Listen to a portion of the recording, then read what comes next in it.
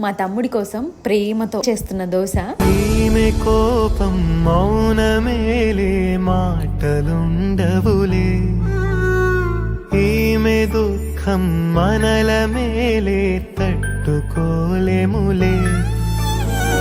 అక్కకి తమ్ముడే తన పంచ ప్రాణాలన్నది, తమ్ముడి ఊపిరే తన ఊపిరై బతికున్నది.